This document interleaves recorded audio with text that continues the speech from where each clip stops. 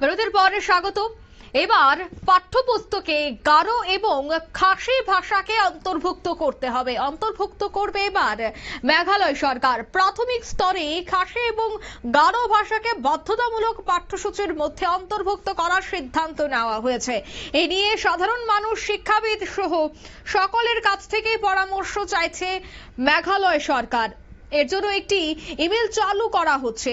সরকার চায় চতুর্থ শ্রেণী পর্যন্ত এই দুই ভাষা বাধ্যতামূলক পঠন পাঠন চালু করতে।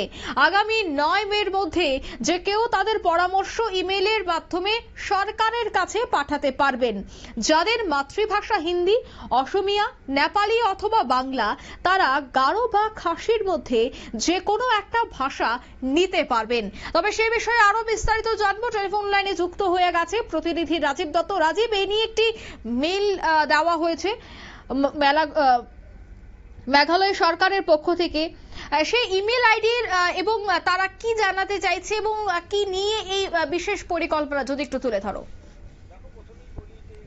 সরকার সিদ্ধান্ত নিয়েছে খাসি ও গারো ভাষাকে তারা বাধ্যতামূলক করবে এবং সেটা ক্লাস 4 পর্যন্ত অর্থাৎ চতুর্থ শ্রেণী পর্যন্ত বাধ্যতামূলক করা হবে।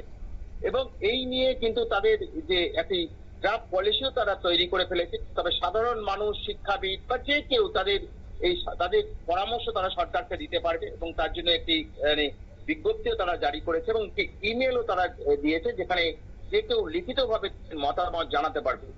তবে যদি বলো যে কেন এটা চালু করছে, যেহেতু ন্যাশনাল এডুকেশন পলিসি 2020 যেটা কেন্দ্রীয় সরকারের পলিসি রয়েছে এবং সেখানে 3টে ভাষার কথা বলা হয়েছে।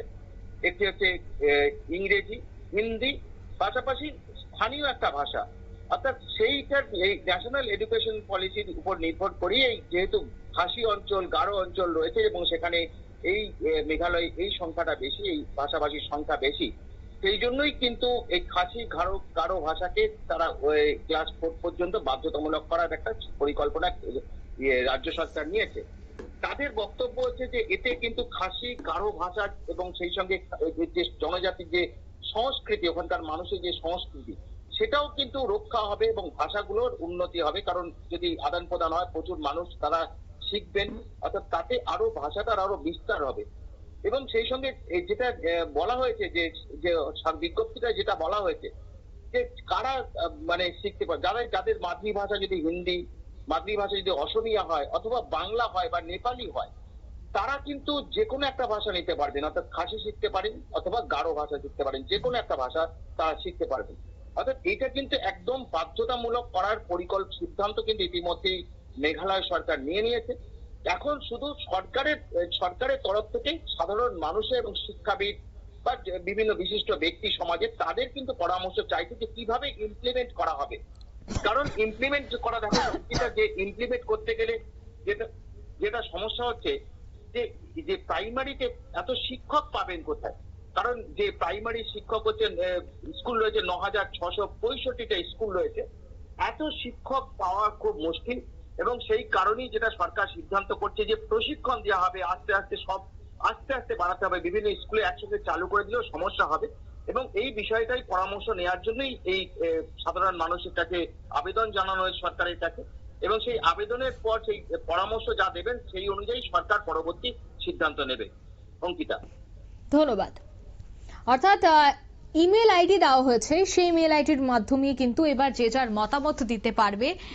megaeducation@gmail.com যে মেইল দেওয়া হয়েছে, সেই মেলের মধ্য দিয়ে কিন্তু এবার প্রত্যেকে যে যার মতামত দিতে পারবে। কারণ গারো এবং খাসি ভাষাকে বাধ্যতামূলক পাঠ্যসূচির মধ্যে অন্তর্ভুক্ত করা এবং সেটা কিভাবে করা, বিষয়বস্তু সম্পর্কে যেন প্রত্যেকে যে যার মতামত রাখেন, তার জন্যই কিন্তু মেঘালয় প্রশাসন, মেঘালয় সরকারের পক্ষ থেকেই এই ইমেল উন্মুক্ত করে দেওয়া হয়েছে। নিয়ে নিচ্ছে ছোট্ট একটি বিজ্ঞাপন বিরতি, সঙ্গে থাকুন।